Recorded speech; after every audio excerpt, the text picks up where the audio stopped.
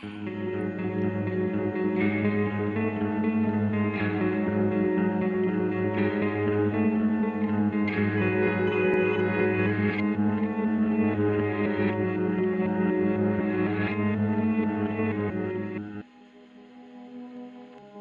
guys, welcome back to Spooky Tuesday, a weekly podcast where we're breaking down all of our favorite slashers, thrillers, monster movies, and black comedies on the new scariest day of the week. I'm Sydney Thompson. I'm Monica Hyatt. And I'm Chelsea Duff. And back-to-back new releases. You got a new release last week. You're getting another new release this week because we love to be at the theater. In theory, we actually got screeners for this one. Fingers on the pulse. We're like so feel that cool. We're getting screeners now. Yeah, we're actually like a big deal now. So it's you like can't really see serious. the screen because it just says Spooky Tuesday. You can see that it's kind of small. It's only okay. It was kind of in the middle of the screen though. Yeah, it just floats in and out. But we just wanted everybody to know we're actually like high profile enough to get screeners now. So now that we've established that, we can tell you guys what movie we are doing. And that is a movie we actually did for a trailer review a few weeks ago, but it's out now. It's here, and it is Jorma Taccone. You said his name is pronounced? Yeah. Jorma Taccone's Over Your Dead Body, featuring Jason Segel and Samara Weaving, and other people as well. Timothy Oliphant, Juliette Lewis, Captain Jim Brass from CSI. Andy Cohen. Oh yeah, I was like, what are you talking about? Because I was thinking Andy Samberg because of the Lonely Island oh my God, connection. I was like, was he there? Did I miss him? No, he wasn't there. I did notice in the credits, this tripped me up every time until I went and checked it for sure. It is also co-produced by Karen Gillan, from Doctor Who and Marvel, etc. That same woman is one of the co-producers here. So that's interesting. Okay. Wow. But it's called Over Your Dead Body. If you haven't seen it, I will read you the IMDb log line. A dysfunctional married couple retreats to a secluded cabin to repair their relationship, but each secretly plots to murder the other. Monica told me we talked about this a little when we did our trailer reaction, but this movie is actually an American remake of a European film. It is a Norwegian film. The title on Netflix, if you're looking for it, is The Trip. So that's like its official English language title. I remember this from the trailer reaction.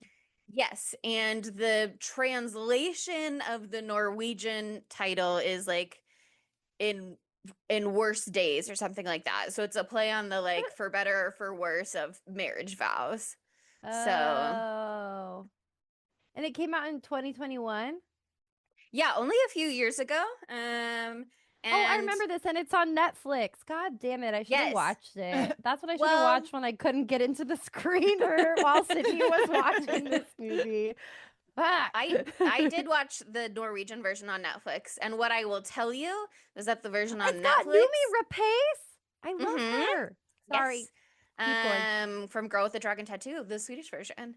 But they only have the English language dub on there, so they don't have it in the original Norwegian with subtitles. So like I watched it just for compare contrast sake and to inform what choices they were making here, so I knew like what was an original choice and what was something that what was a fresh choice for the remake versus what was something that had been done in the original.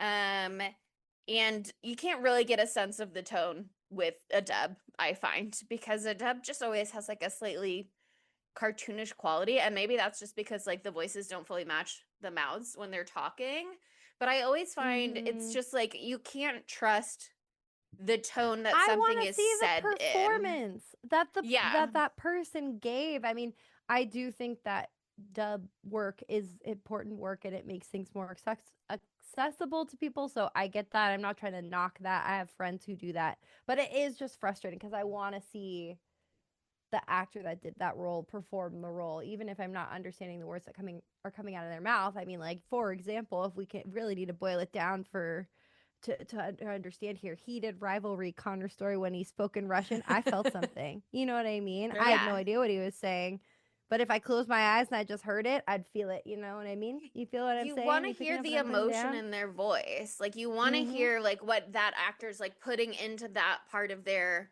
performance. A dub is great when it's like you don't really want to like sit down and give something your full attention.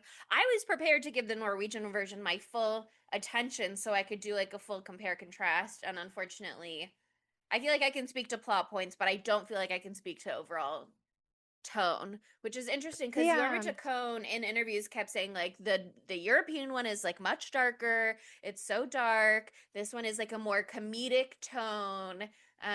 The original director Tommy Wirkola, I think is his name. Yes, and he did Violent Night, which is the one I think where David Harbour plays Santa? some sort of Santa that kills he's in people, a Santa but like costume. in a good Santa way. killer. I went to a like a holiday movie outdoor screening thing, and that was one of the movies they were showing that I didn't watch. And to my surprise, I think he's actually the hero. He's not an evil Santa. So it wasn't. Yeah, he's good. That's what I was just saying. I said he's kills people, but in a good way.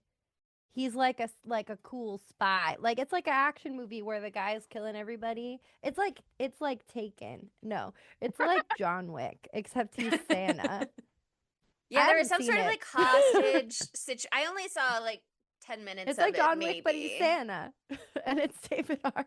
It's Santa. Anyway, Jorma Taccone. It's my favorite movie. She loves it. She loves it. Jorma Taccone said that Tommy Wirkola is more of an action comedy director, and Jorma considers himself more of like a comedy action guy. But I definitely feel that there's enough horror here, and he said this version is actually in many ways gorier than the Norwegian one, which I would say is true because they'll like show you someone's face getting fully blasted off. Which was objectively fun. Yeah. There's fun stuff in here. There is fun stuff in here. Okay, I love Jorma so much. I love The Lonely Island so fucking much. I've never seen Popstar though. Bad fan. I was there when they filmed Popstar, but I literally physically, it was in my office at iHeartMedia, and Andy Samberg came up and asked me where the bathroom was because they filmed something with what's his name? Big the real boy. 92.3 guy. Big Boy. Okay, I was like, big man? Big Boy. man? Man boy? What? Big fella? No, big large boy. guy? Like what? Big Large boss. guy? You know that guy. Large guy, yes. Large Big guy. boy. That's what I call him. That's what all his close friends call him. Yeah. His close friend. People call him Big Boy, but his close friends, That's we call his him Large Man. persona. Yeah. Anyway, Andy Samberg was like, hey, where's the bathroom? And I was like, oh, it's over there. 'Cause I am in love with him. But I don't know. I've not seen what other stuff has Jorma done. I don't MacGruber? know. Oh, I've never seen MacGruber. It's interesting. Oh, go ahead. No, you go. Okay. Let's keep Hot Rod being positive. Yeah. Let's keep being positive. Oh, I Hot Rod's read good. some interviews he did. I just happened to come across a TikTok of Perry Nemiroff who had interviewed him as well. It was just like a short clip. But he said he was like not interested in making a remake at first. But someone that he's friends with or that he'd worked with, I forget, was working on Violent Night with Tommy Wirkola, and Tommy Wirkola just like kept referencing things from Popstar, Never Stop, Never Stopping, and from MacGruber and Hot Rod and stuff. Like he just kept quoting all of these projects. And so that guy was like, this guy's a fan of you. Like you should check out his movie. It's really interesting. And that was how he like started to get involved. Oh, the guy's name was like Guy something, which is maybe Large he man? and Large Guy, one and the same. who truly knows? Guy Danella. So if I was Guy Danella, maybe I would go by Big Boy if I was on the radio. Regardless, that guy was like, would you be interested in making a remake? And once he watched the movie and once he kind of like got talked into it, he was like, okay, like there are things here that I'm interested in like putting my own spin on. I will say, having watched the original, there are differences, and there are even some. I would say the biggest difference is that In this movie, the American remake, there's 2 escaped convicts and a prison guard who helped them escape. And in the original Norwegian version, it's 3 escaped convicts and they're all guys. So I would say that's like the most substantial change, even though it actually doesn't like change that much substantially. But I would say that is like one Substantially, of it the changes biggest deviations. everything to me because It does gives us change, like, Juliette Lewis. yes, And I the wouldn't tolerate this relationship film literally drama. at all if Juliette Lewis hadn't been there to be so for real. Everyone, I think, is doing a really good job giving an acting performance in this movie. I just, I don't know. It was like the sexual assault scene was very What upsetting the to fuck? me. Yeah. The whole thing really upset me.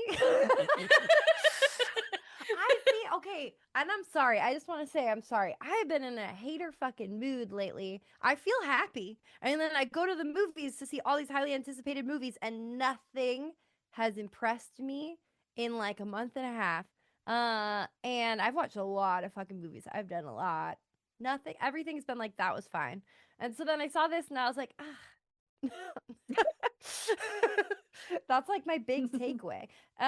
Everybody was funny though. I mean, like, they're very funny things, but some of the humor, I don't think I was in a good enough mood for the silly nature, the how silly the humor was. Like, the humor is a very Lonely Island style humor, but I just didn't think, I thought like, I don't even know how to describe it. It's just like the jokes were stupider than I was open to at the moment. And like, I'm not saying they're bad jokes. They're really funny jokes, but I just also could not get over the fact that like 90% of the jokes were fucking Harry Potter references. I was like, what the fuck is that about? That was so fucking weird. If that hadn't been in it, honestly, I think it would have changed a lot for me. But like one of the big crux moments turns into another Harry Potter joke. And I was just like, okay, like this, it isn't 2016. Like, it is 2026. So some of the jokes felt a little outdated in that way. And I don't know if that is from the text or Well, I can tell you they're not in the Norwegian versions, obviously. What? They're not making Harry Potter jokes in the Norwegian version? What do you mean? Yeah, it's one of those Harry Potter things. is coming back, so maybe it's very timely. Maybe they're ahead of the times. Whoa. I mean, I am always thinking about Harry Potter still, but I'm not saying that out loud except for now. You, and like, then we're keep it to going to yourself. strike it from the record. And we're going to delete this, and now this part's not going to make any sense. Yeah. I think it is one of those things that, like, if you're being completely logical, actually does make sense to include, in that this man who is in prison, who is portrayed as being not particularly bright, would be reading a children's series, one of the most popular in the world, and that his references would be so dated and tied to something that had such universal global appeal. It makes sense for the character that would be where he is at, but it does feel really strange that that's where the movie is at. Yeah. No, we're on the same page. And I also found the two main characters to be so repugnant at the beginning, and that's the point. But I was just like, I think I was tired when I was watching it. I was like, he's right. Samara Weaving's voice is really pissing me off right now. Her accent is actually incredibly grating in this right now. And then Jason Segel, I was like, God, he's such a fucking sad sack this whole time. But I mean, that's the whole point, is that they're both like being the worst versions of themselves, and therefore driving each other insane to the extreme that they want to kill each other. So I was why they're thinking acting about like it. Yeah, on a second watch, I was like, do I sympathize with one of them more than the other? I was curious about that because I feel like Dan, that's Jason Segel's character, he does a lot more of the action in this movie than Samara Weaving's character does, it feels like. And I was like, well, maybe he has more to atone for. And so he has to be more like self-sacrificial, or he has to be more of the hero to make are his crimes larger than hers, and so his penance has to be larger than hers. And I do blame him more than I blame her. And I think part of that is because he's a husband plotting to kill his wife, and she's a wife plotting to kill her husband, and so I do have certain gendered sympathies. But I also think his crimes are maybe worse, except for when they were cooking, and she's like, "Don't yell at me." It's like, well, he obviously wasn't yelling. He was trying to be as nice as he possibly could because he's trying to give her the best, most perfect night before he kills her, like in it's season like a 2 of puppy. White Lotus. It's like a dog before, you put it down. Mm-hmm. Like, that part was crazy. Yeah, see, I don't know if this is changing the subject too much, but like I agree with you. Something that really frustrated me while I was watching the movie was when I realized that what they told us as the fucking buy-in for the entire movie is a fucking reveal in the movie. Made me go cuckoo crazy banana clubs. I was so mad. What? Because the whole thing, we watched the trailer, we did the trailer reaction. The whole thing is that they're both trying to kill each other. And like, it's whatever. You find that out in the trailer that they're both trying to kill each other. Maybe it's not super, they don't just say that, but like that, you just read the IMDb byline and it just said that.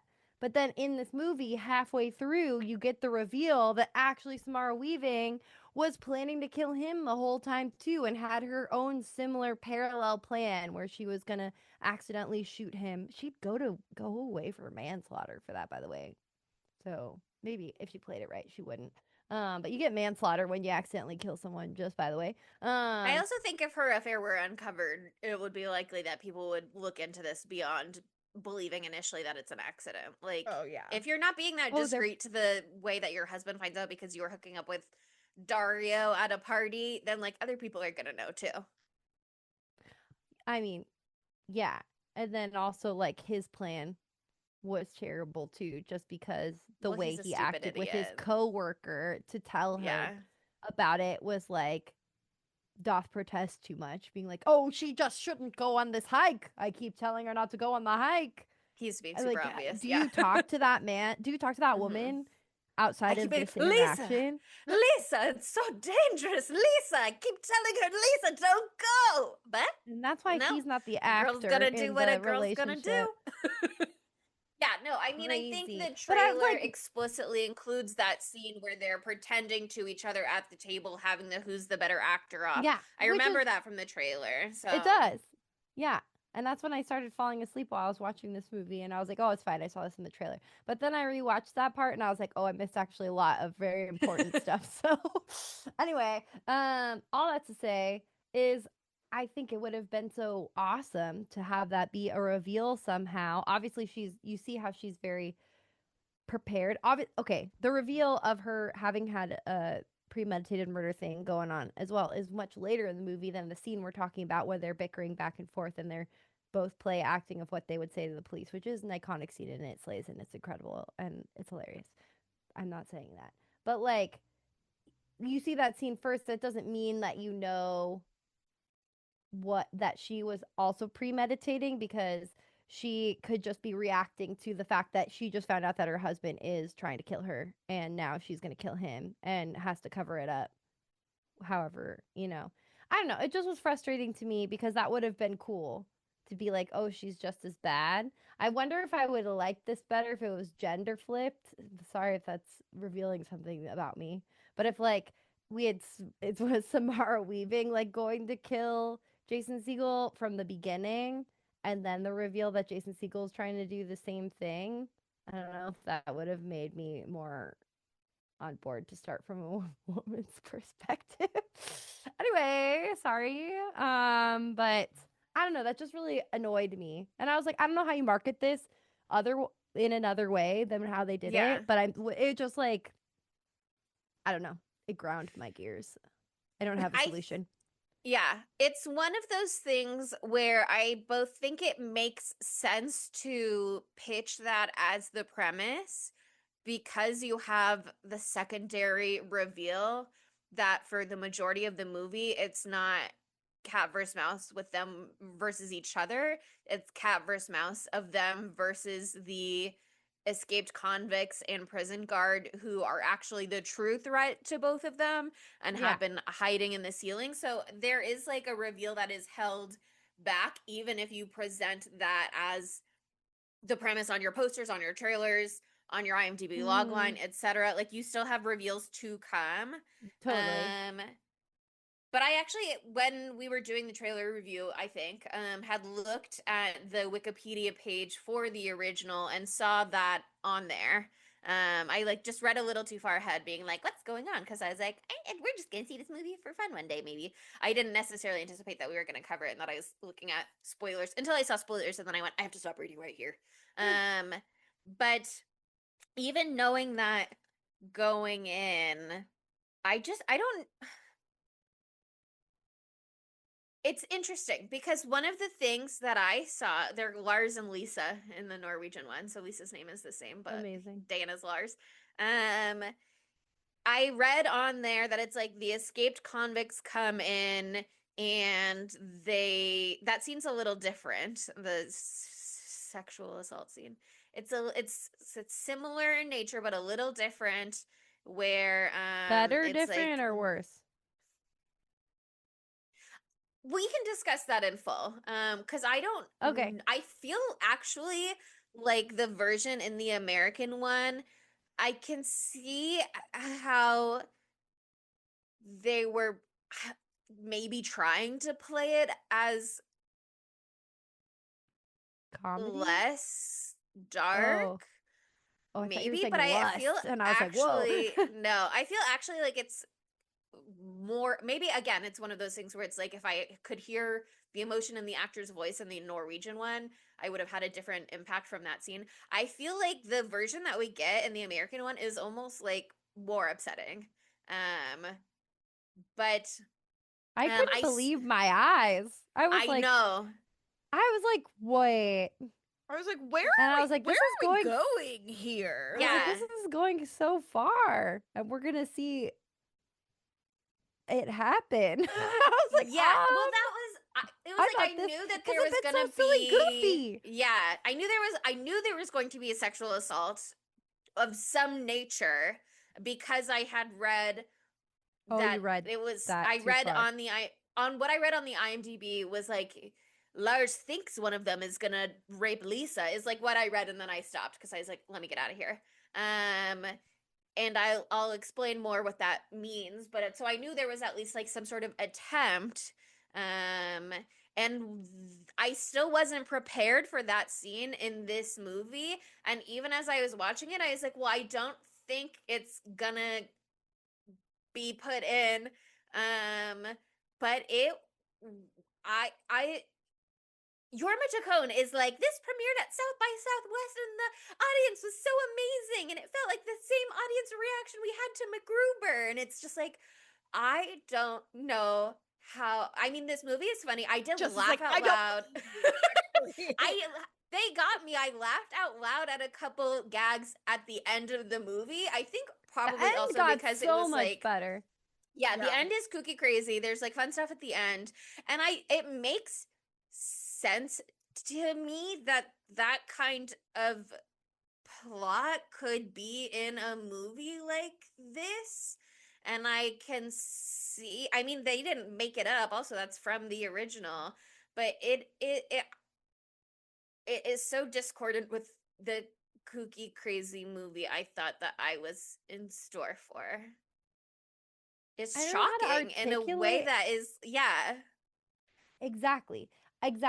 I think that, like, obviously I don't want that to happen to anyone. It's a horrible thing. But I have seen some absolutely heinously fucked European horror movies where, like, okay, we watched Goodnight Mommy. Not to this extent do things happen, but like it's very fucked up, whatever. I'm gonna just name drop Speak No Evil, the OG.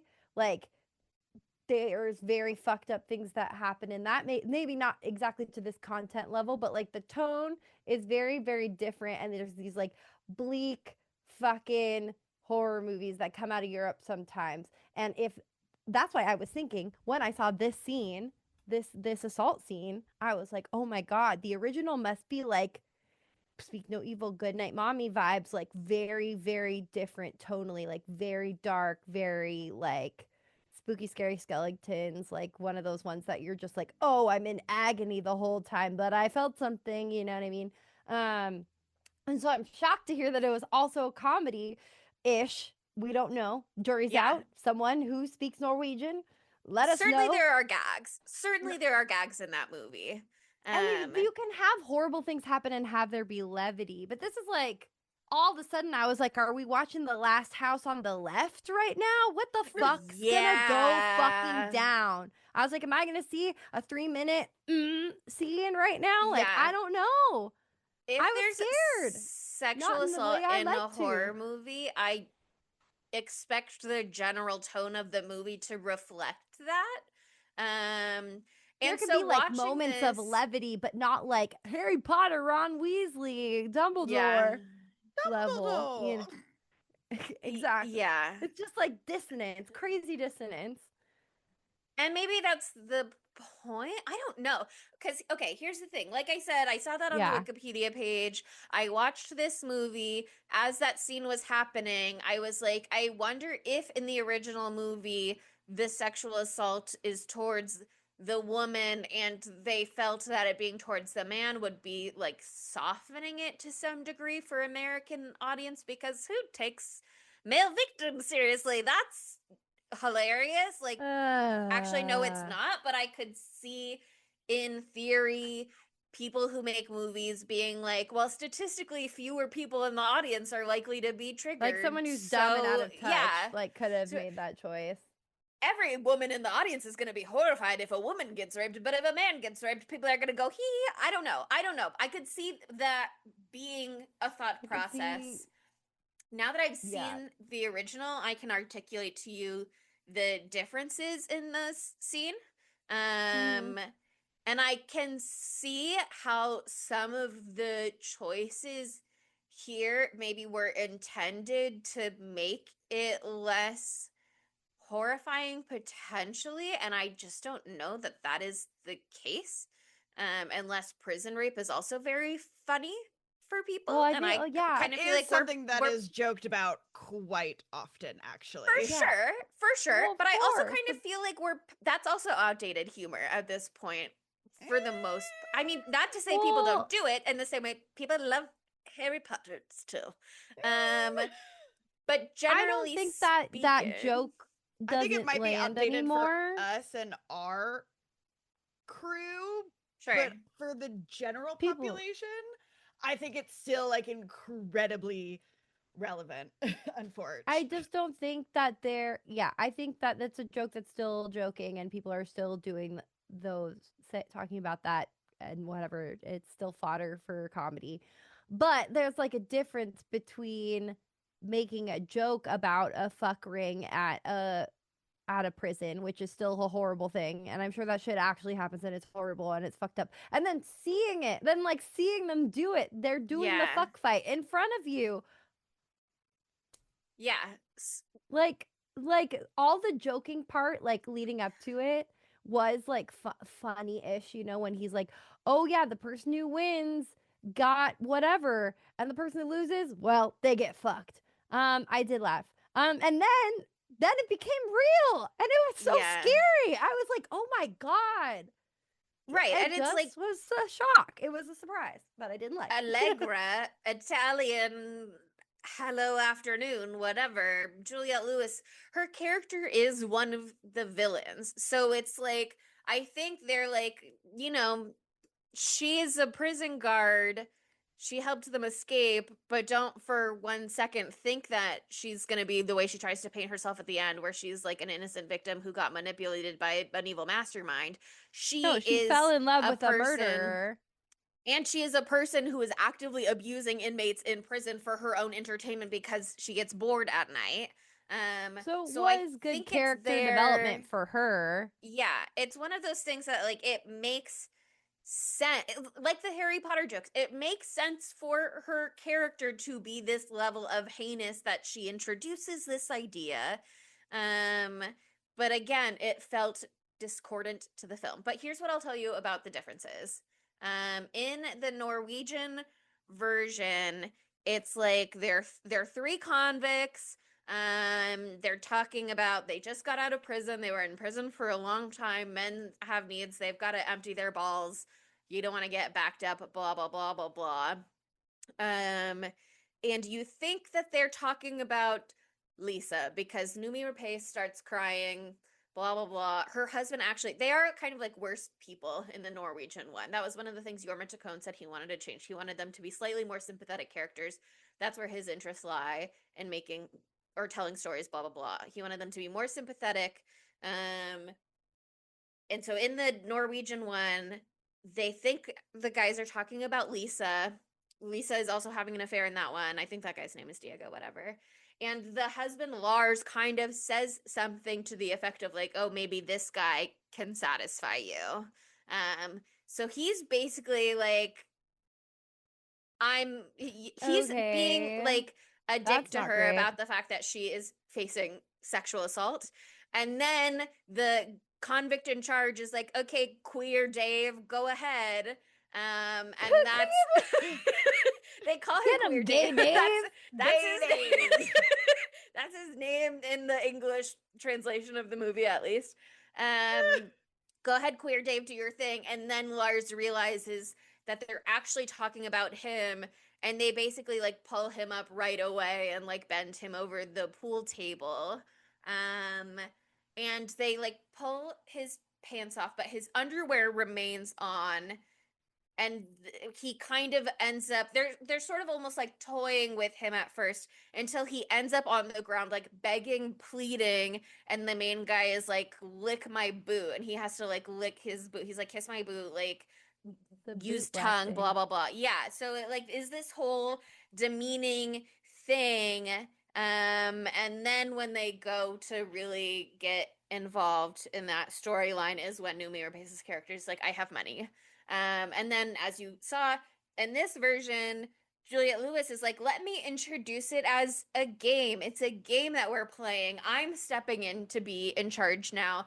I'm doing my thing to try and extract information from them. But it feels like it goes so much farther because not only are they like in the circle, in the ring, sort of scrapping together, it's like once he gets out of the circle, they always leave the circle. It's like now all of the rules are off. Now everybody can get involved in like holding him down.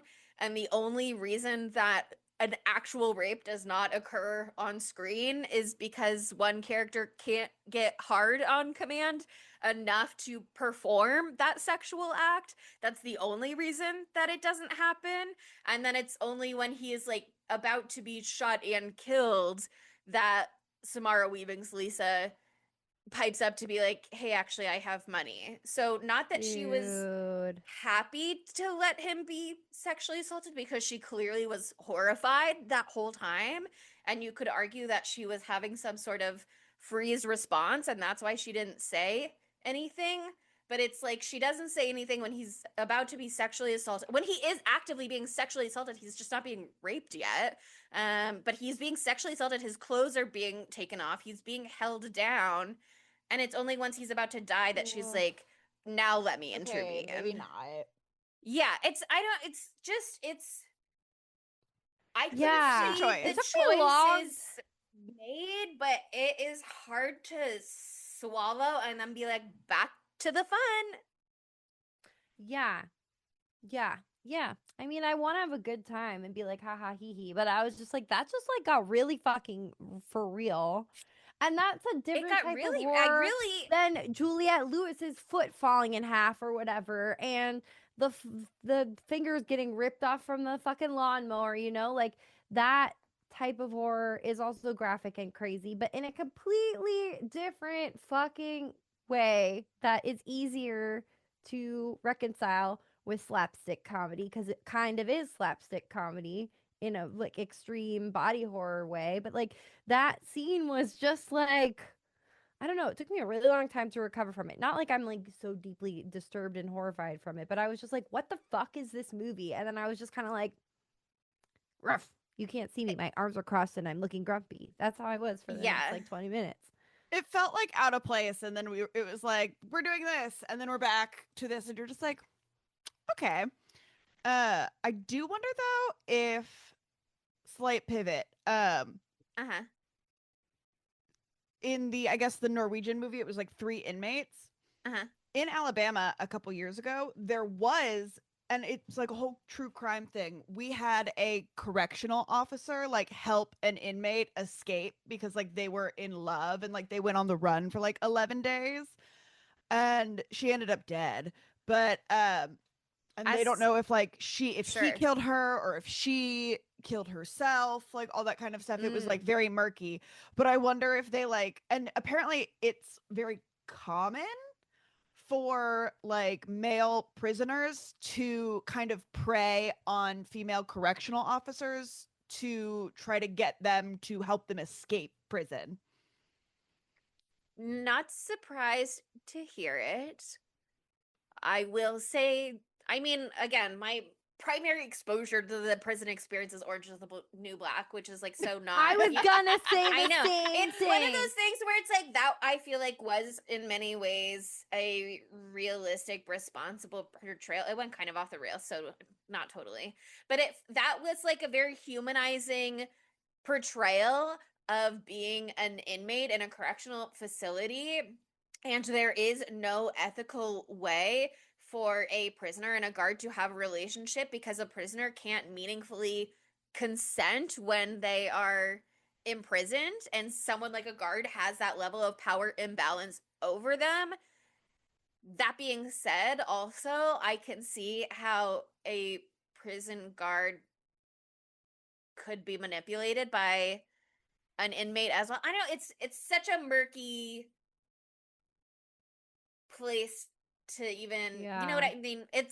The prison guard, it is their responsibility to not have a relationship with the inmates. Well, exactly. And here's the thing. It's like, we love Juliette Lewis because she's so amazing and she's so iconic in this. I did love her in this. I thought she was amazing. I will say, even though we just harped on the assault scene for fucking forever, I loved our cast of escaped inmates. I thought they were fucking it's a great hysterical. They were hysterical. Timothy Olyphant is so perfect. The way that he looks, he's like hot in a bad boy kind of way. Also, he's aging so nice and good for him. And I love that for him.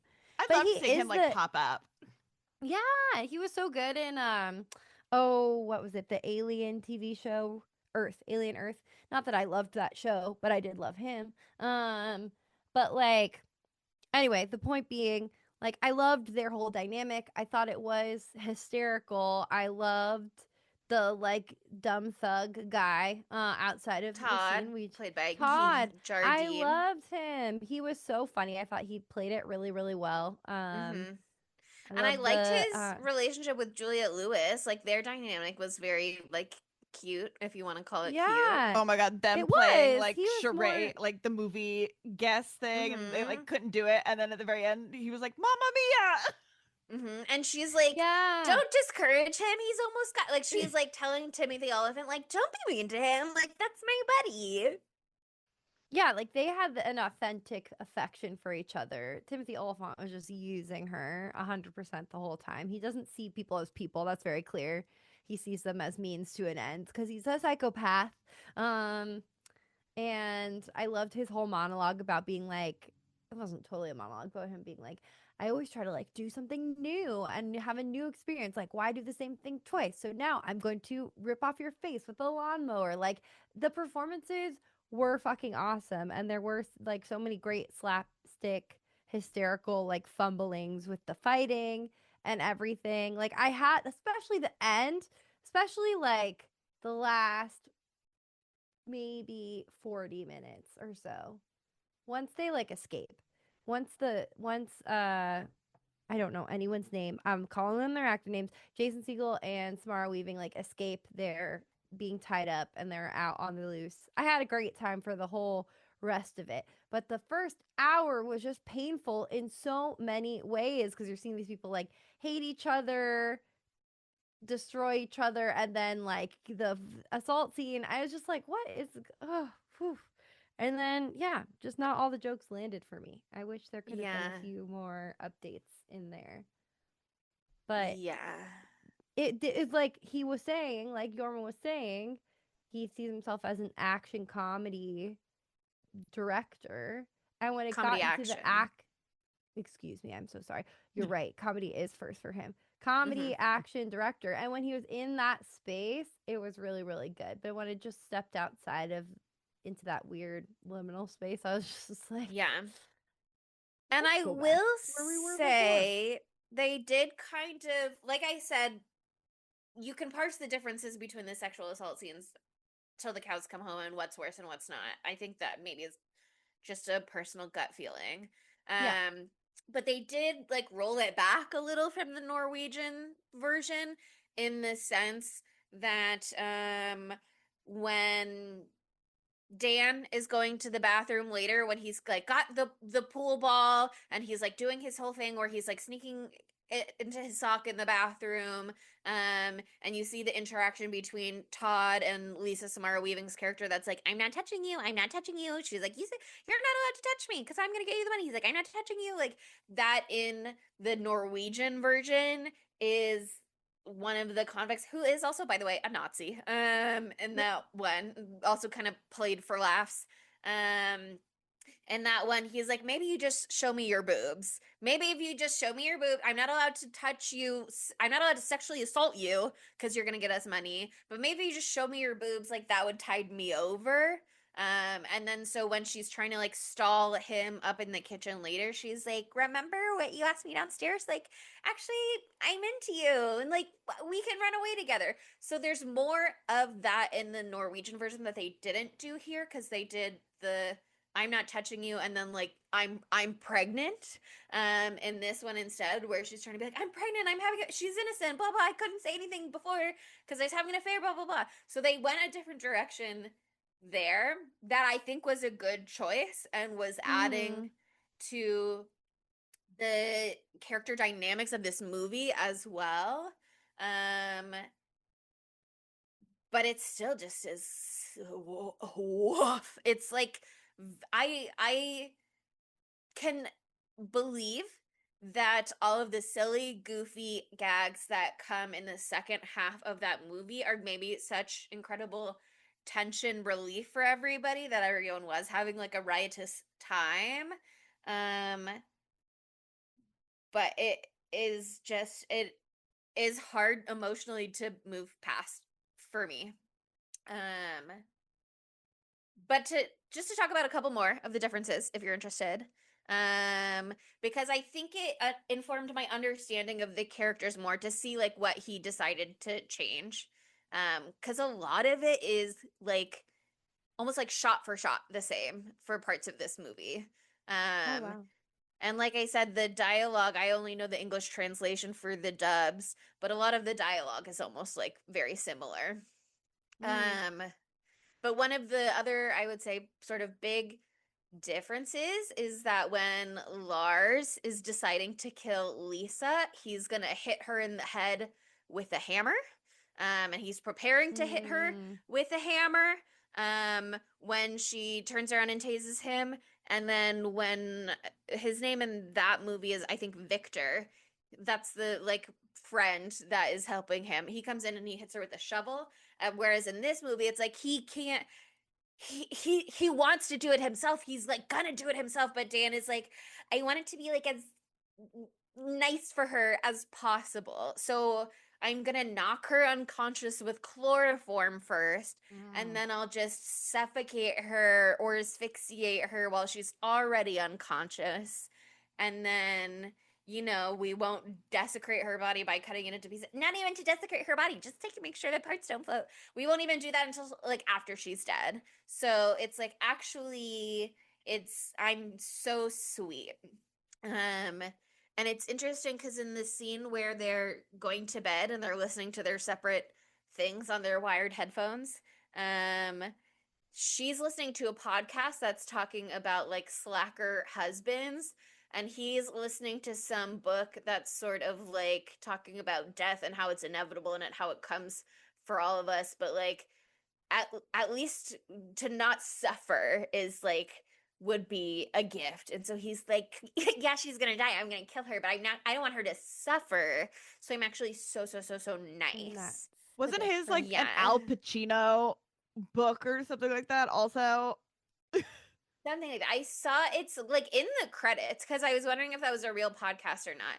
In the credits, they like share what those are, but I didn't write it down in my notes, so I'd have to see if I could hunt it down on IMDb trivia. But it's some kind of biography, some sort of thing that men listen to, and then she's like listening to a podcast that's called like Bitch Sesh, like girls do. So yeah.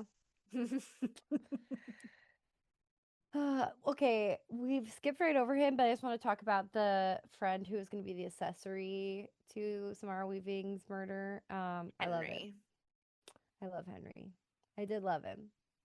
And I just wanted to say that.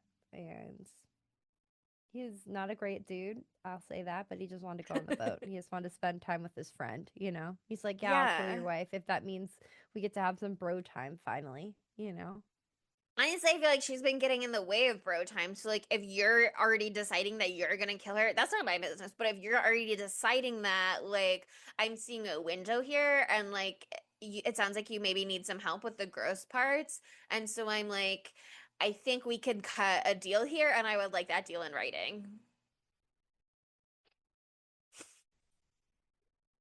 Oh man, all his slapstick parts are so fucking funny. And they got also, really lucky that those people were there. Otherwise, they would have been charged for the murder of Henry also. I know. It's just an accident. I bet they could have hidden that if they really wanted to. But that was so like a future problem, because they were still actively trying to kill each other in that moment. True. Yeah. And that's another difference, is in this movie, it's like they both had their hands on the gun when it went off and killed Henry instantly. Whereas in the Norwegian one, it's like they shot, only his hands were on the gun. He was holding the gun. He was like wrestling with Victor for the gun. She was still literally tied to the chair, and they only shot off his fingers, and then he was running away. And she was like, oh my God, we need to get him to the hospital. We need to help him. But then she started to be like, stop him. And so then the husband in that one shoots and kills him. And she's like, why'd you do that? Why did you just do that? And he's like, you told me to. And she's like, no, I said, stop the bleeding, which is not what she said. But so again, I can see how they're like softening the decisions for the characters here. Whereas in the original, it's like they shot and killed him on purpose so that he couldn't get away and tattle on them. Whereas here, it's like, it's just an accident. And they both had their hands on the gun. So they're kind of both complicit. Well, okay, I mean, the thing is, I don't know. I didn't watch what you watched, but like, Yeah. I almost like the idea of it better if they're just like fully awful people, and then like it's the same ending that we get at this movie where like they win in the end, but that's because they like realize they saw the awfulness in each other and they're the same, and so they have to stay together and they love each other for it, and then they're scammers for life for the rest of eternity. Like I like that better than this like it's a little more wishy-washy in this one. Yes, I think both from a serious capacity, it could be like one of those things that's like with suicidal ideation, to be honest, where do you really want to die, or do you just want to not have problems and for things not to be terrible? And sometimes when you make an attempt, you really, well, like when people who jump and survive, they say like, as soon as I jumped, I realized I didn't actually want to die. So I think it can be that kind of thing for these characters where it's like, I hate you so much that I want to kill you, and I'm actively planning your murder, and I'm planning to go through with murdering you. But as soon as someone else is actually trying to kill you, it's like something kicks in me that's like, I don't want that to happen. Even if in theory, if I could let you die, that would be more convenient for me, because now I don't even have to hide a murder that I committed. It's like you genuinely were murdered by somebody else. The life insurance is going to cover that for sure, blah, blah, blah, blah, blah. I can see it being that thing where it's like once it's happening for real and also outside of the circumstances of my control, I realized that's not what I want. But also, what I was thinking about the second time that I watched this movie was it's like the Pina Colada song, where they realize, actually, look how much we have in common. We both were planning. You wanted to murder me. I wanted to murder you. We were both doing it for the life insurance money. It's like, oh my God, actually, there's something here we can work with. We still have things in common. Look at us. I thought we were on totally separate journeys at this time in our marriage, but it turns out we're right here together. And when we kill people together, that feels really good. So maybe we could do that 2 more times. Yeah. Crazy. I would like it to go full sinister, you know what I mean? I don't know. Just like pick a lane a little bit. If it picked the lane a little bit more. Yeah. Not to skip to the ending, because I think there's stuff to discuss before then. But I can see both at the ending being like, oh my God, well, if they're famous and they have money, maybe that does solve all of their problems. They're bonded by this experience. But also it's like, is he still just going to spend all of their money again? And she's like still not going to have a successful career after this, maybe, other than the one role that he gives her in his movie that has like true crime story. Like, do we really believe that their problems are going to be solved, or just that they're kicking the can down the road and in 5 years they're going to start planning murdering each other again and maybe fall in love with each other all over? Like, do they do this cycle over and over? They're working together towards the same sinister goal. And so there's nothing that they can't do, you know? Yeah. Let's talk about the dad real quick. Grandpa, whatever you want to call him, the older gentleman. Captain Jim Brass. Isn't that his name in CSI? Yeah. I have not watched CSI. From CSI? So. Paul Guilfoyle is the actor's name. Wrong. That's Detective Jim Brass. That's his legal government name. Yeah. CSI Vegas. Technically, but CSI, the original. I think that I was like so confused about the beginning of this movie. Okay, it's just, again, the beginning was really not hitting for me. So like they had the whole thing with him and the dad, and the dad's like, you should go to war. You should go to war. You should go to war. You need a war. You need a war. Which, like, it was funny. It was funny. But I was just like, this is so overdone. I just feel like they not Easter egged, but they like Chekhov gun so hard. Or not Chekhov gun. What is it called? What's the other term? There's a third term. There's a third film term. A secret third thing. There's a secret third thing that I'm talking about, and if you're a real film buff, you'll know. But I'm not gonna say because it's a test. No, I'm kidding. They I don't know. They set up so many. They foreshadowed it. Yeah, it was like foreshadowing so hard. I don't know. I just was in a bad mood. I'm sorry. It's fine. You're allowed to foreshadow. Foreshadowing is fine. It's foreshadowing is actually appreciated in literary. Foreshadowing is actually good. Yeah. It's actually good. But him being like, really you need bad a war. For Monica at the time. I wish I had died in the war, and then they let him die in the war at the end, and I was like, okay, I don't know. It was just like a lot. It was just a lot. It was just a lot. It was like not subtle, and this is a subtle movie, but like it was very unsubtle. But I also loved the ending, and I loved him. And I loved him fucking gut punching Kevin, or whatever he did to him. Throat punched him. Kevin the nurse. I'm sorry. Yeah. No one should do that to a nurse. No, I love his relationship with Kevin. Fuck off, Kevin! I told you, fuck off, Kevin! I am obsessed with Kevin's car being the way Kevin's car was. It's so funny because it really colors in like how one might come to hate Kevin in the way that the father had, because that's a fucking obnoxious car. He listens to the worst fucking music ever, and it's a fucking stick shift, and the stick shift is a samurai sword fucking hilt. Like, come on. Oh my God. Customize your life, okay? Do it. But like, woof. We've got to talk about Kevin. We need to talk about Kevin's car. We need to talk about Kevin's taste in music. What was the song? Fuck Party or something? Something. This is how I fuck when I party. Something like that. This is how I fuck when I party. And I love, okay, I did love that montage. He's in the car. He's like, computer, turn off the music, turn down the music. And then by the end, he's like, this is how I fuck when I party. And he's like, I love it. He's like, turn it up. He gets really into the song by the end.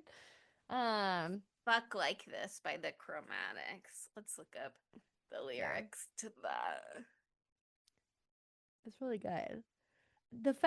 When the dad just like dies and he gets his chest, like he dies, and it's not even like a valiant death. He gets his chest destroyed by the lawnmower. I was like, oh my God. And then we don't think about him ever again. That's fine. And it is fine. We see a clip at the very end where it's like Dan's dad honored as hero. Hero.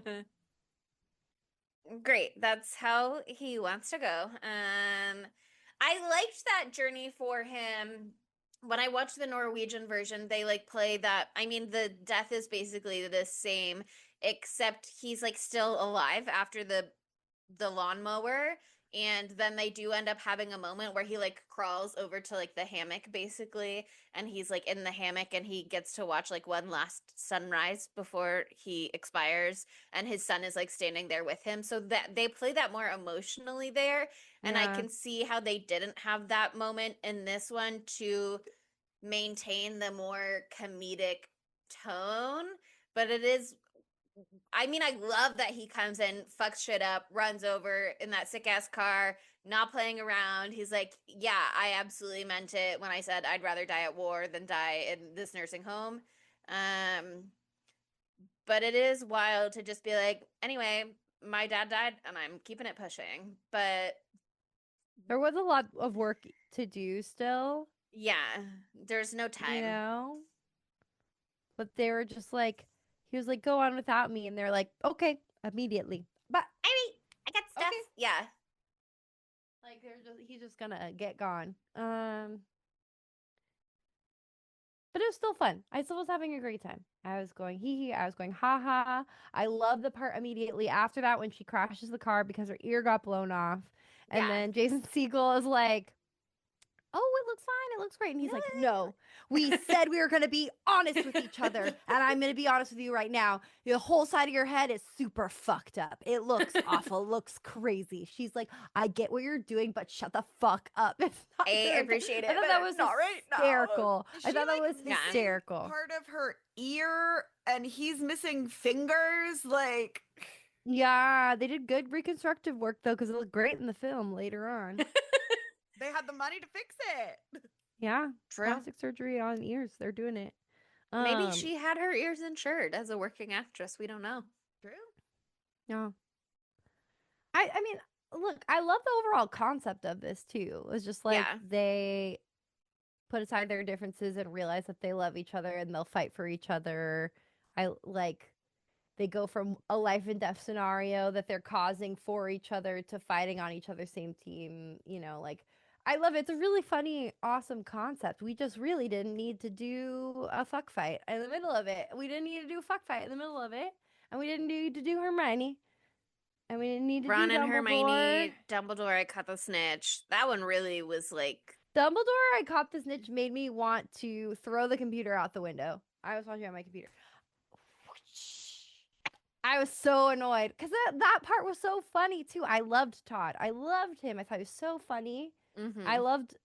I felt bad that he got like backwards lobotomized, but I thought what they did with that was really hysterical. And then when he couldn't remember his name later, I thought that was really funny too. Like, there were lots of really good parts. There are lots of really good parts. And there are lots of really good parts that are like original choices to this remake, that are like fresh choices to this remake. Like in the Norwegian one, when they recognize someone in the basement scene, it's like they recognize Lisa because she's the one that's been doing commercials. And she's doing like boner pill commercials, I think they say. I don't know if that was like kind of a joke or not. That's so funny. But that's what's going on in that one. I know the lady who was the face of Viagra. Mm-hmm.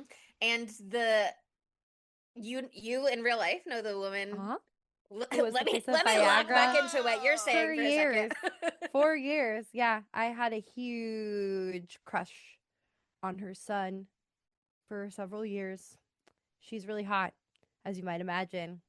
About the movie, I think before we got on our boner pill sidetrack, I think what I was saying was in the Norwegian one, they recognized her because she was doing commercials, and the intro wasn't him working on a commercial, it was him working on a soap opera. So it's interesting that in the American one, they're like, actually, TV has prestige now, so he can't be working directing TV, even a soap opera. He has to be directing an ad, actually, is what's going on.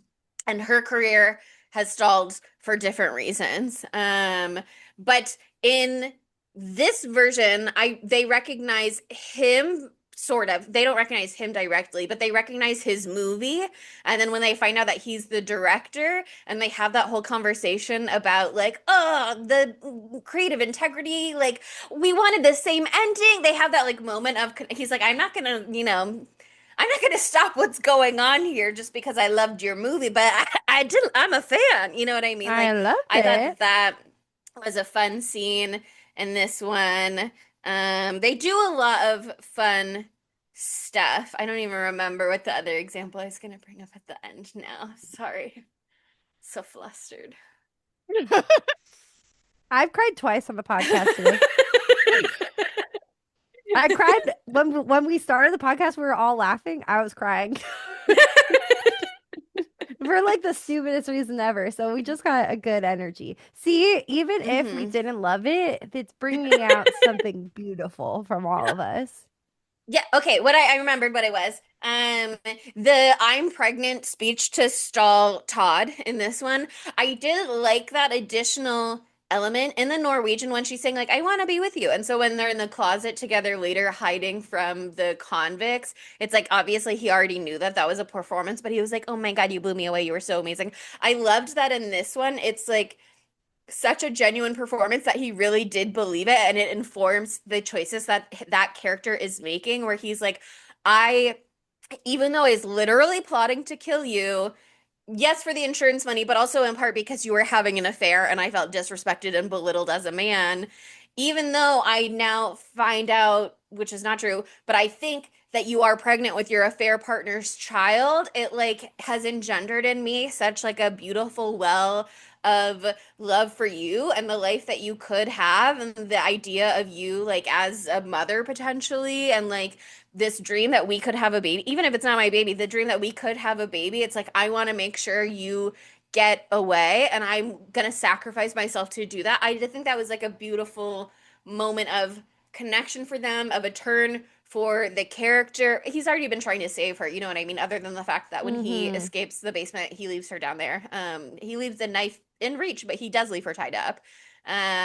Interesting choice. And there's like a man who's just unconscious down there, right? Like with and her. You could argue that he's trying to be heroic, maybe, where he's like, you stay here, I'll go take care of these guys or whatever, but also he's leaving her tied up and at their mercy, so not great. Yeah. And one thing that they didn't do that I was worried that they were going to do is I was worried that they were going to have him be mad at her for squirreling away this like 50,000 that she has in another bank account. And that doesn't come up. So I was like glad that they didn't go that direction, that they just kind of have them still united to whatever degree from there on out. But I really liked that. I felt like a really genuine moment of connection when they're in the closet. And I loved that it was like I did not believe that she was pregnant. I immediately was like, she's making this up to try and save herself or whatever. But I liked that he genuinely believed it, and that it gave him warm feelings for her and engendered some renewed love for her, hope for her. And also that she was like, no, she tells him immediately, no, that's not true, I was lying.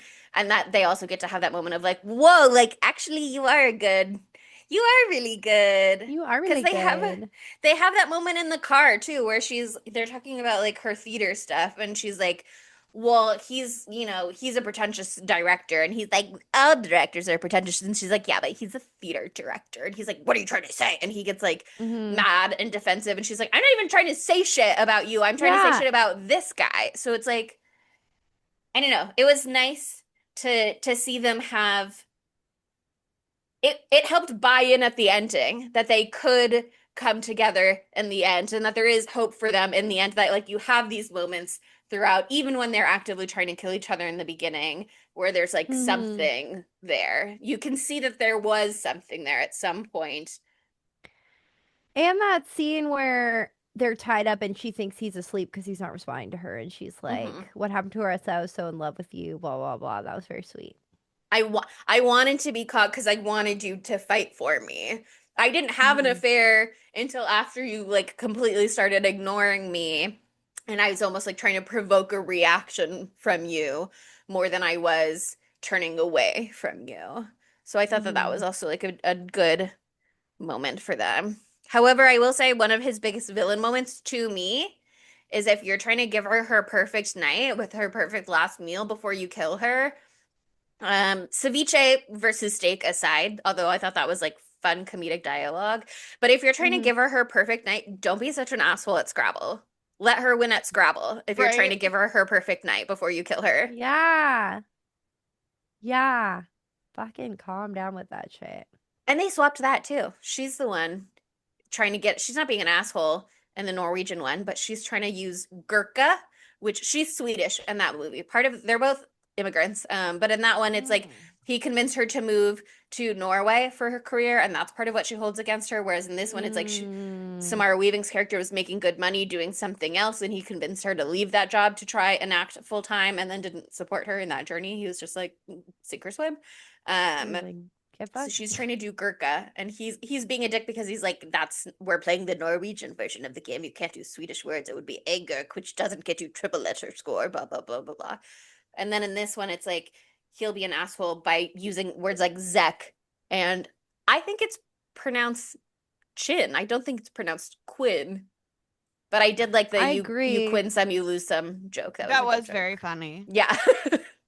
It's a good joke. And it was like an interesting moment of character relationship reveal that he's like, we used to joke like this all the time. Like the rapport that they used to have no longer exists and can be relied upon for connection because the like fondness that undercut it before is gone. Yeah.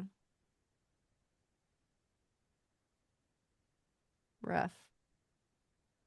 Oh, yeah. What else? Do we have anything else? The action is really good. I love when she's fighting Todd, and Todd is on top of Jason Segel, and she like stabs him and almost nothing happens. So she goes and she ends up getting like carrying over the whole block of knives. That was funny. I really loved the structure of this movie where it's like they show us his plan and then they go 3 days earlier and then we see her plan. It's like 3 days earlier. It's like 6 hours, 3 days before, 6 hours before. Like the way they keep going back.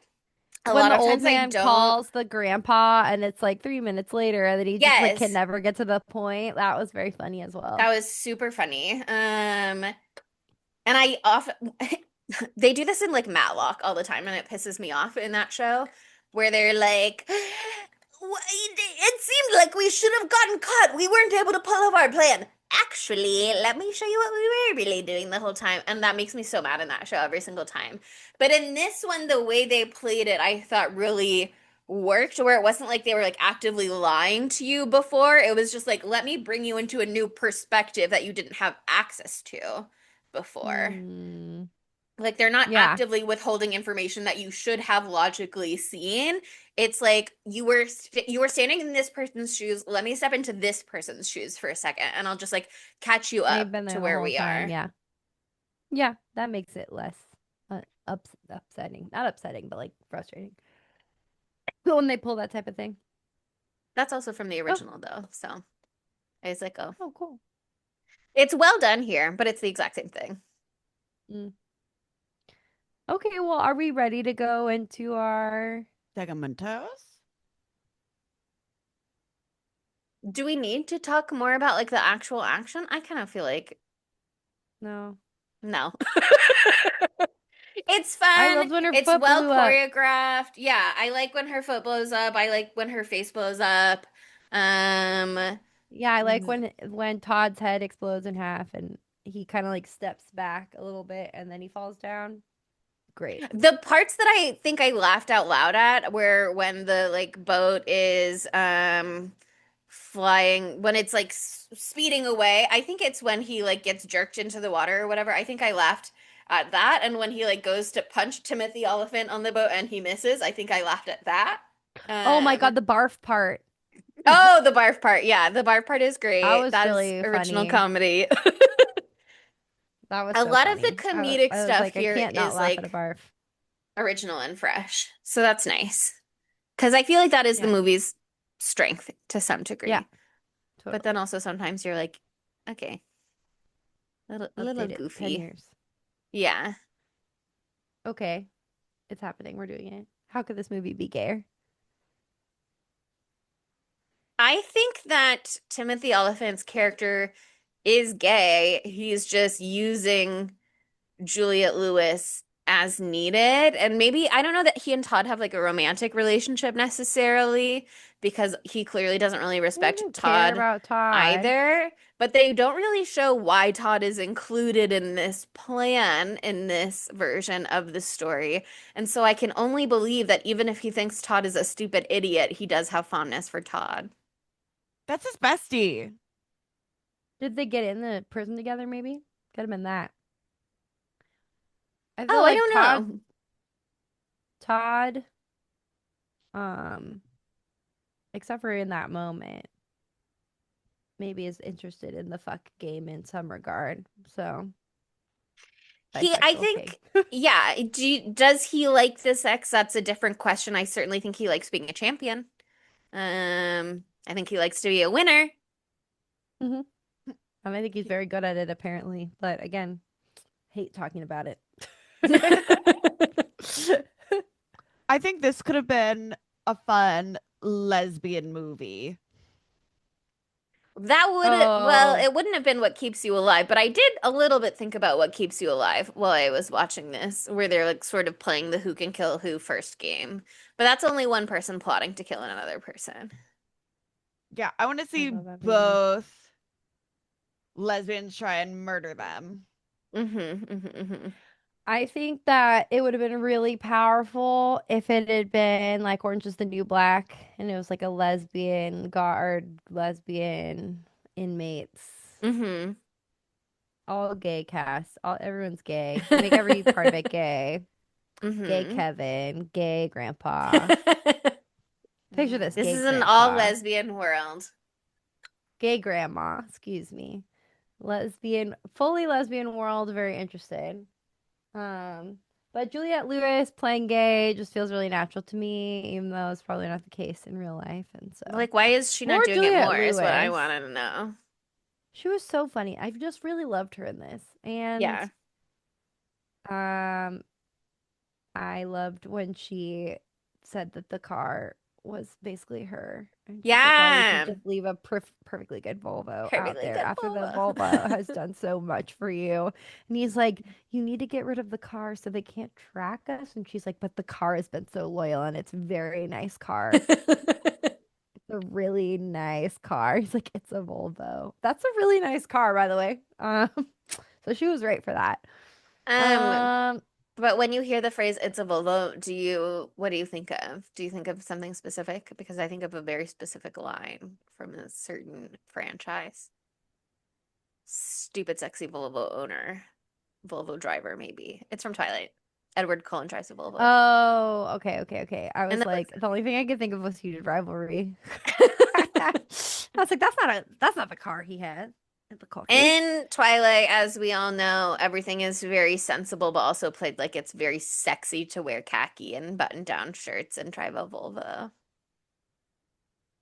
The most sex appeal a man can have is behind the wheel of a Volvo. Volvos are very sexy because nobody has died in a Volvo accident since like 2018. And you know what's hot? Safety. Safety. Say that again. Damn. Okay, any other gay thoughts we'd like to share? So many more gay thoughts. Okay, Matthew Lillard. I mean, just a natural Timothy Oliphant replacement. Though Mickey Timothy, Altieri was the Stu Macher of Scream 2. Mm-hmm. that's so true. I mean, we're not talking about that nearly enough.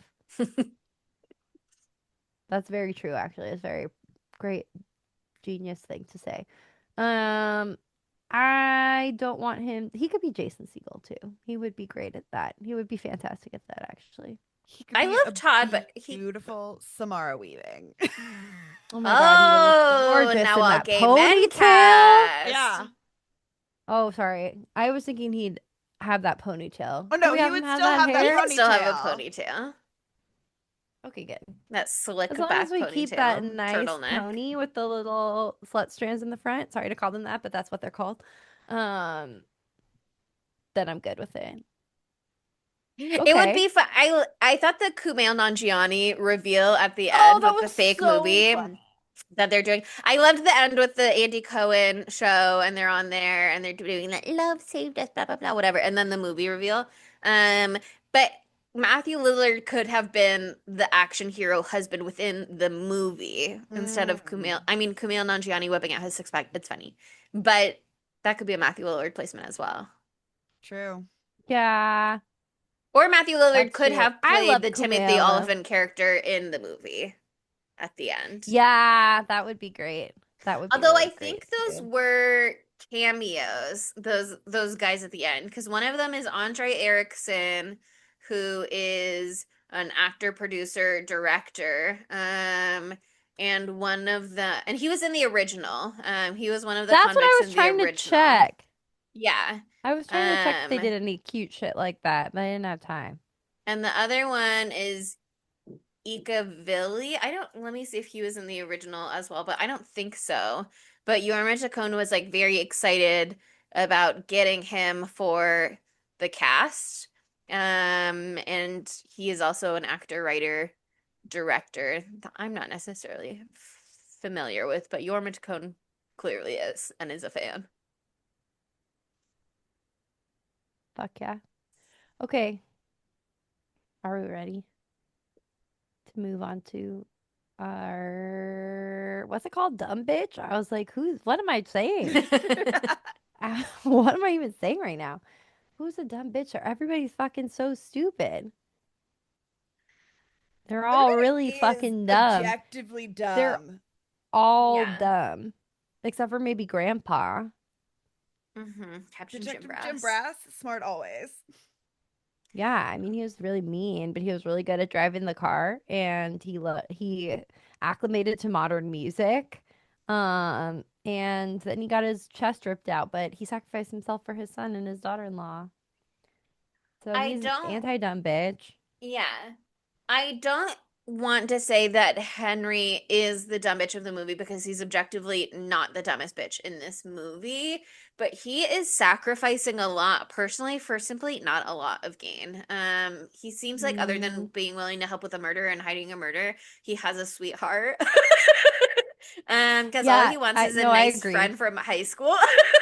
And and to spend $50,000. time and $50,000, and he loves the carnival, and he just wants to watch the dancing performance with those costumed characters. And so I feel tenderness towards him, even if he was going to chop up her body. But he's been to prison already. He is putting a lot on the line for a man who does not like him, does not respect him, is lying to him. So it's not winning him smart bitch points, is what I will say. I just feel in my heart, maybe, like Dan, lead character, Jason Segel's character, I kind of feel like I want to give it to him. He's the dumbest bitch because once again, if you're trying to give your wife her perfect day before you put her down, you should let her win at Scrabble. Fair. That's a dumb bitchable offense. Yes, for sure. like his ego is so big that he can't even lose at Scrabble one time on purpose to a woman he's about to murder. Like, give her something. Okay, but one of the reasons why I don't want him, and I can't prove it, but you know how he was like, I'm directing, and she's like, you're directing those little like pop-up commercial things. Mhm. I choose to believe that he directs the real short TikTok videos that like are like they're Mm. actors, but it's like really bad, and then they're like, You you like go try and watch watch the new here, and ads whenever they come up to get more of the story, and the it's like, ones that let me I'm rehash what you've already seen for 15 minutes before I give you 2 new minutes of and I'm something. obsessed with But the more you watch the ads, the more they give you the ads, and then you can't even like hold down to watch them at 2 times speed. It's like you just have to sit there for 13 you minutes while have they to get go to caught like up. God, I'm third-party sites for so people glad I that don't have have TikTok recorded anymore. all of them. That I sounds love terrible. No, they're perfect. I love them. I am obsessed. I'm obsessed. Okay. It's like Canonic reading event. He's Wattpad, doing but those. it's Yeah, a but they're video. acting. You know what? The industry's difficult these days, so you got to get a job where you can. And also, okay, Okay. he's dumb bitch because he's the one spending all of their money because you have to keep up appearances in Hollywood. He's creating all of his own Dumb bitch. problems. No, 100%. He's the dumb bitch. Okay. 9 out of 5. Chelsea, do your thing, honey. So, technically, at the time of recording, this movie has not been released yet in theaters. So, I can't give a full amalgamation of what the actual response might be at the time that you are listening to this. However, at the time of recording, this movie has a 7.4 out of 10 on IMDb, and it doesn't have an audience score yet on Rotten Tomatoes. People have seen it. Like I said, it premiered at South by Southwest, and the audience loved it there. It, in fact, won the audience award at 2026 South by Southwest. So it was well received. I don't know if they don't like open the audience score to audiences until the movie's officially out or what. But critics have given it 68% fresh on Rotten Tomatoes. So it seems like so far people are enjoying it. And what The way I you're will saying say this is so fucking funny. Like, is there a gun to your head? What's happening right now? Is Anne? No, sorry. Sorry, cut that out. Cut that out. Cut that out. Cut that She's part here. out, please. She's here in the room with me. I will Please say cut that that part out. yeah, people seem to be enjoying this movie, and I think that there is a lot about this movie that is enjoyable. However, I really don't however, know, however, I don't know how I feel about this film because it feels so bad at parts of it. Yeah. Like, it's not an all bad movie. It's not like a bad movie, but I had a bad time 90% of the time. Yeah. I was off put so often, but then I was on put. Okay, that's how it said. For the end so much. I was like, haha, oh. Anyway, I can't give it a good score because I just didn't think it was that good. Yeah.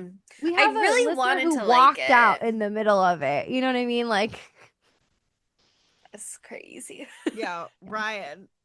love you, Ryan. And you know what? I felt the same way. I respect that. Wasn't he like, And I Juliette don't know. Lewis hasn't even like come on screen yet, and I walked Well, out. I don't think he even got to the part that we are so upset about. I don't even think he got there. Ryan, you're gonna have to weigh in.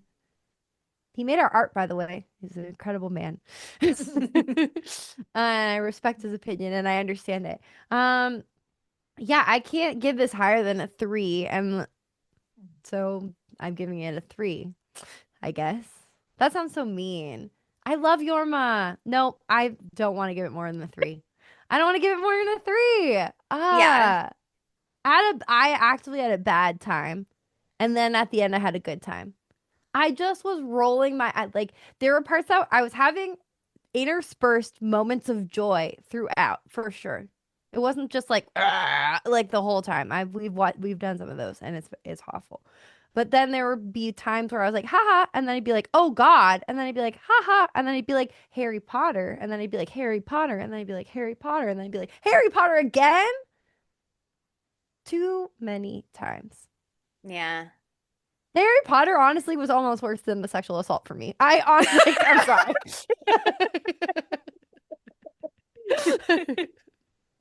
That was a pretty bold thing to say, but it was so like it's a personal feeling. It was so chuggy. It was just so chuggy. I was like, first, like you've made me watch the sexual assault, and now for the 14th time, and now Dumbledore is catching the snitch. Yeah.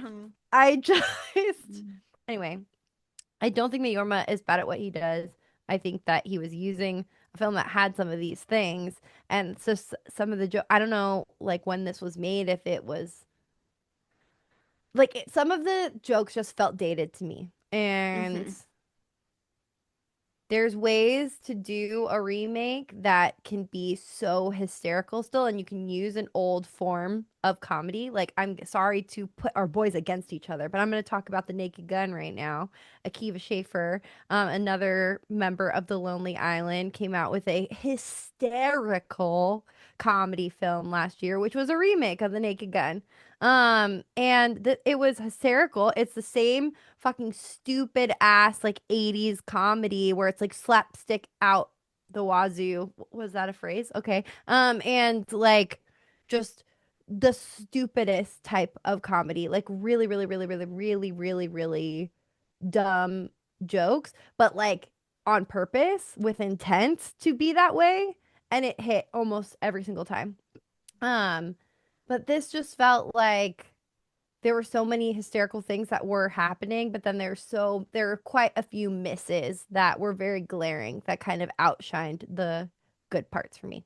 And now other people can talk. I'm sorry, Jorma, and please still love me because I love you, and I'm sorry. I agree. This is definitely like a 3 out of 5. Like, I liked it, but like most of the time, how I feel, I just think like a rape scene to like further the plot, I don't care like who it is, most of the time is just kind of lazy writing. If it's not the point, it feels like you're really just tossing a grenade into the middle of your movie. Right, and like it's such a huge risk. It didn't need to, it didn't need to be there. They could have done anything else and it would have still like I think hit home. But other than that, I thought like Jason Segel and Samara Weaving did like incredible in this movie. I liked that like the setting was relatively like isolated. Whatever house that they live in that they're selling, love that house. I think they're supposed to live in the valley. Isn't that crazy? Obviously, it's not the valley because they filmed in Europe, but there, when we see the for sale sign, it has a 747 area code, which is the one they started using for the valley when they ran out of 818s.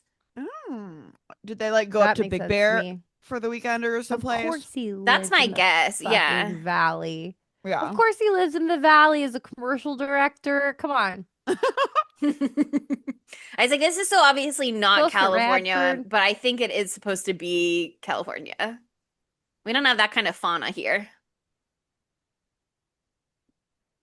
I thought it might have also been New York, like upstate New York, because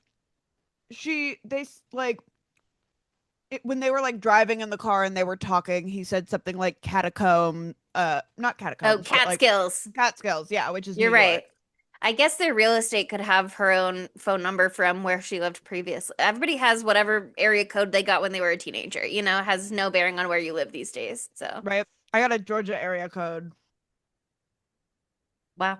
I got a lot of 7s in my number, as Chelsea discovered. Yeah, we've talked about this recently. And if you just call 777-777-7777, you might get Sydney. We don't know for sure that you won't. I have 5 7s in my number. If you can figure out the other, and if you can guess which ones, you can call her on the phone. Are you watch her phone ring? I don't answer calls that I don't have saved anyway, so it won't matter. Sure. I'm done. 3 out of 5 for me. Okay. Yeah, I mean, it's interesting because I have watched other American remakes of things. I saw the Speak No Evil, to bring that back up again. I saw that American remake and I thought it somebody told me it was like shot by shot the exact same basically as the European one, or at least for the most part, which I haven't seen, but I was like so enthralled by that movie and I hadn't seen the original, so I was like, I don't know if it's ripping off. But this movie being so similar with differences for sure that change the tone, but it feels like a lot of the differences are in many ways cosmetic. Um, it made me really question what I'm looking for in a remake. Like, if you do an American remake of a movie, do I want it to be almost exactly the same? And that's why you're doing a remake, because you're making it more accessible to an American audience, the film that they won't see because they'd have to read subtitles or watch a dubbed version or whatever. So let's just remake it with American actors because we know people have interest in this movie. Or if you're doing an American remake, do I want you to take the concept and then like write your own script that's like don't look at that script and just adapt it. Like write your own script from this premise. I don't know. I only watched the original for this one because I wasn't sure how I felt about Jorma Taccone's version, and I was like, let me be more informed about the choices that are being made in this film by seeing what they changed and what stayed the same. And I like all of the changes for the most part. Other than once again, the sexual assault scene is, I think, more upsetting to me in the American version. But also it would be such a huge departure to just be like, and we're not doing that at all. Like, I don't know. I don't know what you would want your procedure to be. If you're adapting that movie, do you have to leave it in? Do you have to whatever? That's not my business. But what I really liked best, I think, was the structure. And that is something that was in the Norwegian one. So I don't give full credit here, but the humor is good. All of the performances are, it's like everything here independently is very well done. And maybe it's just not for me. Maybe there are audiences, I hope people love it. Theaters full of people laughing riotously throughout. Ha ha ha ha ha. I can't believe they put that in a movie. I don't know, whatever. Maybe it's just not my thing. Because he was like, my mom and my mother-in-law watched this movie, and normally they wouldn't laugh at gore, but they were laughing here, so I think I nailed it. I'm like, good for you. I hope you feel really good about your art. I want the world for him. But I love him. I wanted to like this movie. There's a lot here that is likable. Ultimately, I think maybe it's just not exactly for me. Yeah. So in the interest of hiding within the herd, I'm just going to copy you guys and also go 3 knives. No one can get mad at us. Yeah, I don't want to have an original thought beyond everything else I've already expressed. I'm just going to be one of the crowd. I don't think it's like one that you should just not see or something like that. I think that it is fun, and I want more horror comedies. So like, go see it, and let me know what you think yourself if you haven't seen it already. I hope you saw it before you listen to this. But like, you guys are crazy. You're doing crazy shit all the time. I can't control you. I've learned that now. So anyway, go see it. Maybe it's best that they go unprepared. Yeah. I don't know, girl. I don't know. I think it would have hit different on the big screen too. So yeah, and maybe in a theater audience, maybe you'd be like feeling the energy of the crowd, and you'd be like, I think I'm having really so much fun. Maybe. Yeah. Anyway, that's it on that. Over your dead body. Yeah. But now we're moving on to another brand spanking new flick. And none of us have seen this one either. So people might hate it. Honestly, I actually think it's getting middling reviews, but hey, I don't care because I want to see Lee Cronin's Mummy really bad. And I've been talking about it for months. And I made up a whole trailer that didn't exist that I swore I saw. So like I had a hallucination about it. It's got the bad boyfriend from Midsummer in it as the star. It has a mummy child. It has a crazy fucking concept. It has an insane concept. Your kid ever go missing and then they come back there, mummy? You ever have that happen to you? That's the concept. To me all the time, actually, unfortunately. That is the concept of the movie. Like, actually, every time my kid goes missing, they come back a mummy. I was like, I don't know why it keeps happening. Why does it keep happening? Why do my kids keep going missing? But every time, mummy. I found your kid. They're in a sarcophagus in Egypt. Crazy work. Anyway, she goes missing in Egypt. Okay, so that once I found that out, I was like, how'd she get to fucking Egypt? She went missing in Egypt. This is all in the trailer. You're gonna be okay. It's fine. But we're gonna see it and we're gonna find out what happens. At the very least, I know that it's fucked up, like visually. So we'll have a great time and we can all hold hands. But that's next week on Spooky Tuesday. And so far, it seems like we're doing new movies in May. We'll see if that continues. And if we do continue doing that, Chelsea will come up with a name and will gaslight you into believing that it was. May we cover some new movies this month?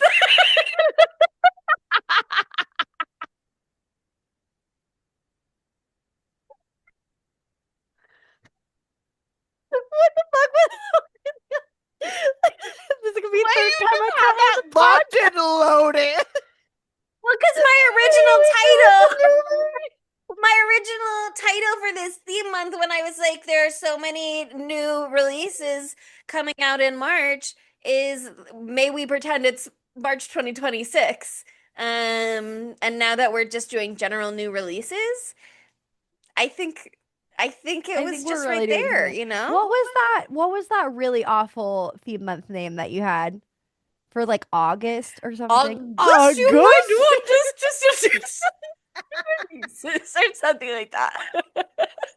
What you just said was unintelligible because it was so high pitched. Like your microphone just peaked out. We might continue some new releases from July. If you thought we weren't gonna do new releases or whatever that one was. Whenever we do a new release month, we make sure to ask very politely in an old English woman accent. May we cover a few more new releases? Like they get confused. Anyway, you should write us a 5-star review for Chelsea's Beautiful Mind. Chelsea, damn girl, you keep coming up with those names. They go crazy.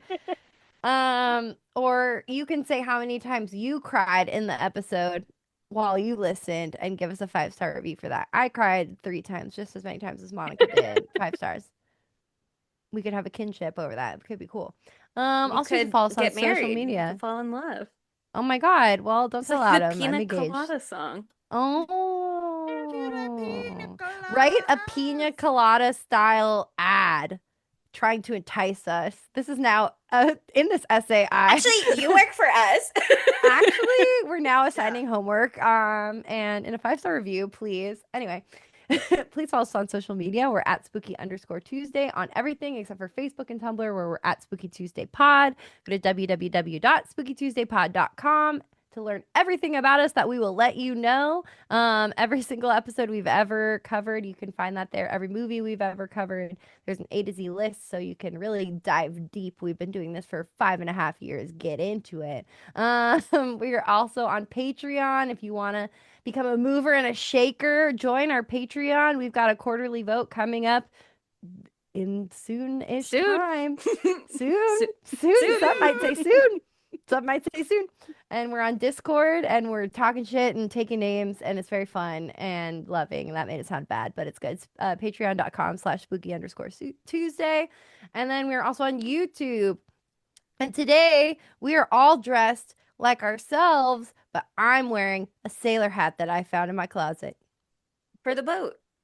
Yeah. For the boat. This is kind of a cabiny. I thought you were cabiny. Yeah, I have a perfect sweater to wear to be Juliette Lewis, and I thought you might have a snowflake sweater. Yeah, and I was like, I'm not gonna fucking do it because didn't like the movie enough to do it. I'm not paying them that respect. But we're on YouTube and we cry 3 times on this episode. You want to see that? You want to see the tears? You want to see us cry? YouTube. Spooky Tuesday. Look it up. And that's it. Thank you so much for listening. And we will see you next Tuesday. Bye, Spookies. Spooky Tuesday was created by Monica Haidt, Sydney Thompson, and Chelsea Duff, and edited by Sydney Thompson. Our gorgeously spooky tunes are all thanks to Tamara Simons, who you can follow on Instagram at Great18. That's GR818_, and our podcast art is by Ryan Brom, who you can follow on Instagram at Ryan Brom Art. That's RyanBrommArt. Learn more about Spooky Tuesday at spookytuesdaypod.com and subscribe to our Patreon at patreon.com/spooky_Tuesday.